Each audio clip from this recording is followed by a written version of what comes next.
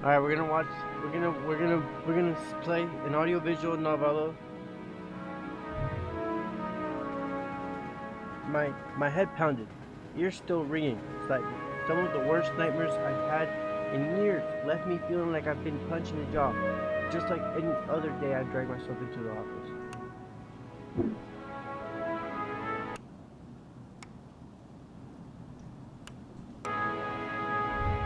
There was another notice on the door from Major Benitez's office. Permits out of date. They didn't like me much and were trying to drown me in paperwork.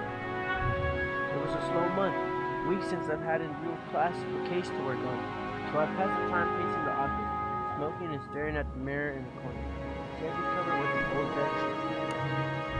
I don't dare look at my own reflection. I'd be too afraid of what I might see, afraid someday I might have to face what I really am. The girl came into sight. I nearly choked on my cigarette. Mister, please, you gotta help me, mister. Calm down now. Calm down now. Sit and talk slow. Yeah, what can I help you with? You ever heard of Knocky first? You ever heard of Knocky first? I'm sorry, I didn't mean to intrude. It's alright, sit down and tell me your tale.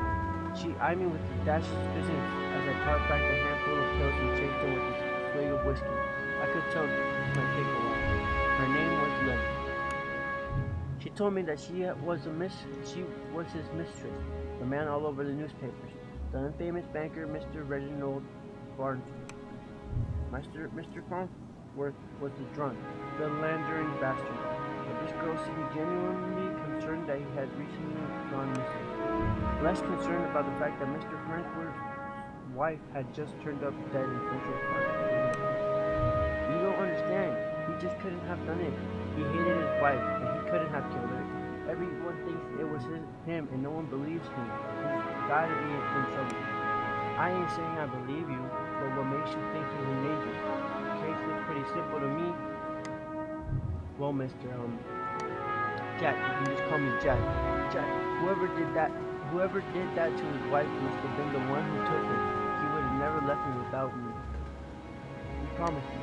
I'm sure Mr. Farm will promise or do a lot of things. Lily said, please, the cops won't listen to me and they want to bring him on charges. You gotta prove it wasn't him before they find him. Honestly, I doubt they are in too much of a hurry. Farnsworth had practically the entire police force in his deep pocket, probably why they hadn't found much yet. If they found him and brought him in, it would be due to public pressure. Sometimes a mob with pitchforks is more dangerous than one man with money. You got my curiosity, and you might not like what I find. I can help you, but we'll get to the bottom of it, don't you worry. Oh, thank you, Mr. Jack. Thank you, but please be careful. I don't think this was just any murderer or kidnapper. I think it was a beast. Beast? The word struck me funny, like when you jar your elbow on a hard corner. Not a word many use these days, except for the hushed whispers and bedtime stories for children. If they were real enough, alright. Oh, they are real enough, alright. They just got better at hiding, controlling their unusual urges, but I hadn't seen any monsters in nearly 15 years, back when I was still a cop myself. Well, that's definitely an interesting theory. I can help you, we'll get to the bottom of it. Leave the particular to me. I just have a feeling about it. Sometimes something tells me you can get to the bottom of it even if that's only sure. Can't you see how I'm busy with thinking? I replied a little too hardly. Sarcasm wasn't my strong suit. I reassured her some more and sent her on her way. I didn't want to scare her, but I warned her before she left to keep her door locked and call me if she saw anything suspicious. I didn't know she was in any danger herself, but better safe than sorry. That night, I made my way down to Central Park. It was a long shot, but maybe there was something there the cops had missed. Next chapter. The scene had already picked cleaned by the cops days ago, and I got a knack for finding the things that others overlook. A knack, more of a symptom of a condition. Other less useful symptoms I kept in check. But for the time being, my keen sense of smell would come in handy. It was faint, but I could smell it before I even approached the police line. The scent was less of a thing and more of an emotion. Introduction. A strange familiar smell. I expect the scent of a trepidation or maybe even outright fear, but Miss Farnsworth seemed to have been at the height of pleasure when she left this world. Brought new meaning to a crime of passion. Pushing the thought from my mind, it was time to get down to business. Investigate the scene. Muddy footprints everywhere. Difficult to pick out anything from the prints the cop left behind in their haste. But cops don't wear 2,000 pairs of carcanos. $2,000 a pair. It looked like Mr. Farnsworth was dead at night and walked away on his own 2 feet. Investigate the scene. A bird marked on a nearby tree caught my eye. I ran my finger along its length to feel a chill down my spine. This wasn't any bird mark. This was the mark of an ancient magic. It's doubtful the cops would have picked up on it.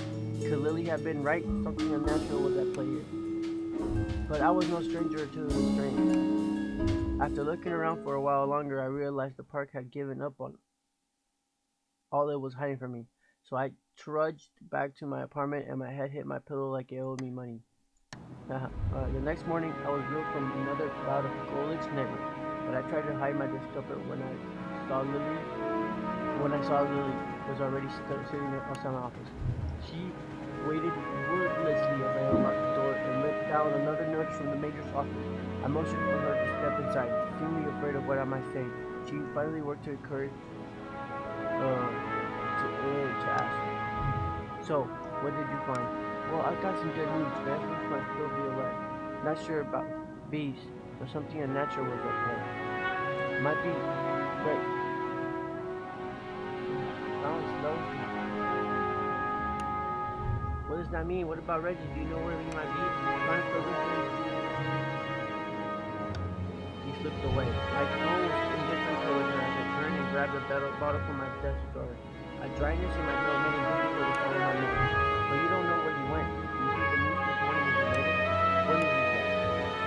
Haven't you heard? Yeah, but maybe you should tell me what you know. Nope. Rough night followed by a rough morning. They found the police chief wiped dead by the dock. It happened last night. Let me guess. Chief Amato was missing too.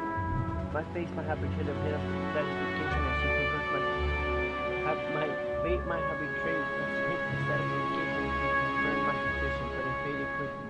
Amato was a shit cop and a shit chief. He was half the reason I left the force, but now his wife was dead, and now I have more questions than I did the day before.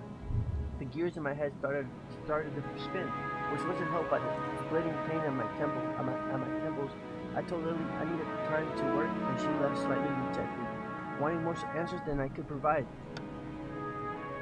Lily, come on, bruh. That night, after the cops had cleared out of the docks, I would slip down and see what I could uncover concerning Miss Amato's untimely demise. Next, the cold air smelled strongly of salt and oil. Could it be? That smell again, like something had bottled pure outer soul and used it as perfume. It hit me like a long forgotten memory, but the sensual fume soon gave way to a rush of adrenaline. I knew exactly what to send around me, but that scared me more than not knowing. I looked down on my hands, shaking, the nightmare, the headache. No, I was not better now. It was gone. I had to focus, no jumping to conclusions, follow the evidence, investigate the scene. Red Phoenix cigarette, same shitty brand I smoke every day. Everyone's got their vice. So there, yeah, just there, the smallest piece of purple fabric, torn and caught in the splinter of a wall. Well, my Sherlock, the police report didn't say anything about Miss Amato's wearing purple, and it was certainly of a quality that you wouldn't expect down here.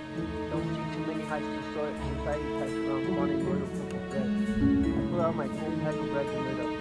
Already feel another headache coming in, but looking out over the waves seemed to help me forget. The cold helped me push down the uncomfortable thoughts that had been bubbling to the top of my brain.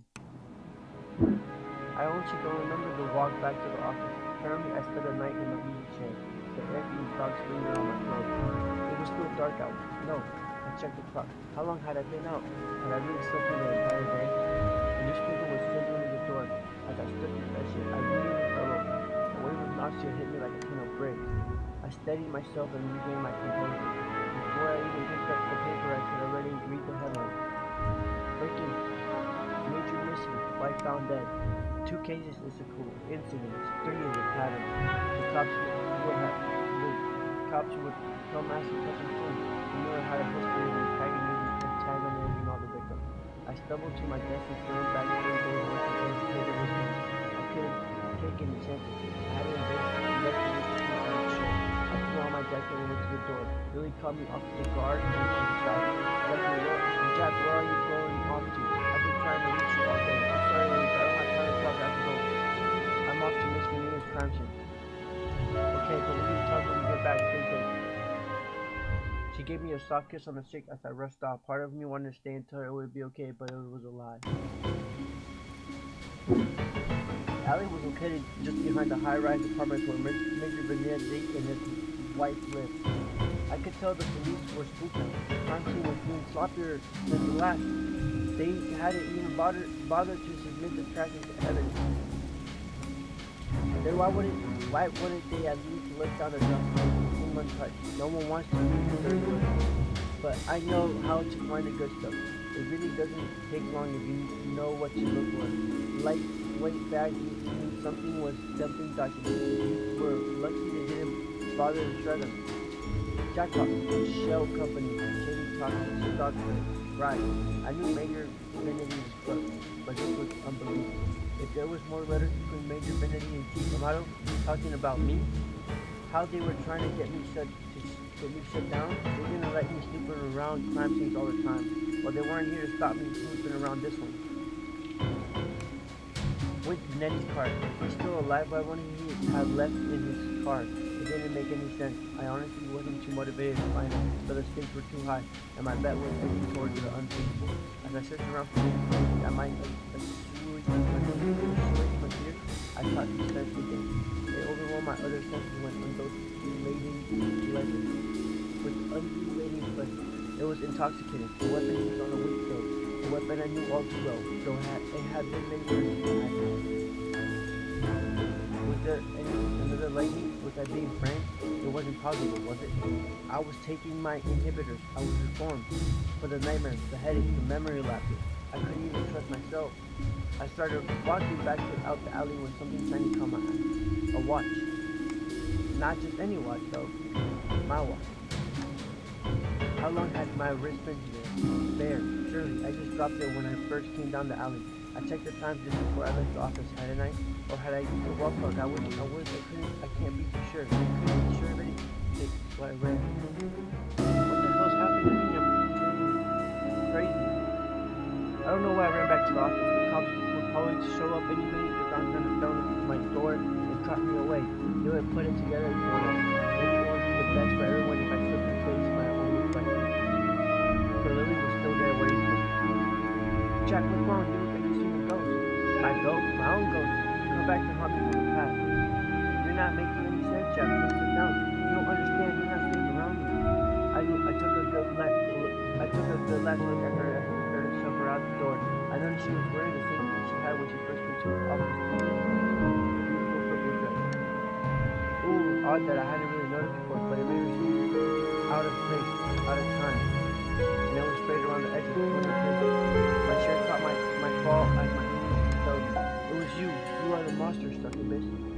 Oh, Jack, we are one and the same, you and I. We are both monsters. I'm simply more honest with myself. There's no such thing as transformation. Those pills you take only make you dull. Beats like us should never suppress our true nature as you have incubated.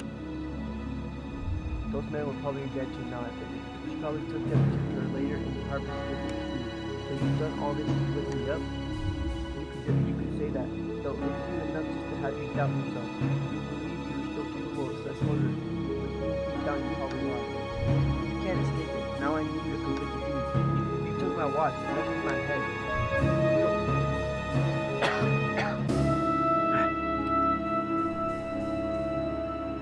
Oh, don't act like I didn't do you a favor.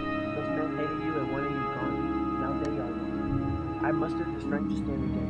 Tapped into the window by the corner. She was right about one thing. I was good compared to her. If I refused her, she attacked me out. If I refused her and she attacked me, I was a dead man. I had to keep her talking. I've never met a succubus who killed Oh please, such a 14th century stereotype. I don't discriminate when it comes to the pleasure of the flesh. But I do still need an incubus like yourself to take the tainted seed I've harvested from those awful men and planted among fertile masses. I'm tired of draining my lover just to survive. I'm ready to settle down and start a family. Ha ha ha ha. The maniacal laughter. I positioned myself carefully, making sure she was looking at my direction. Sorry, but I'm not your guy. With a quick flick of my wrist, I whipped the old bed sheet of the corner. Lily was blinded by her own reflection and sucked into the mirror with a painful monster trap. Shooting my own eyes, I pulled a revolver from my vest side drawer, aimed it at the mirror, and fired. The balls?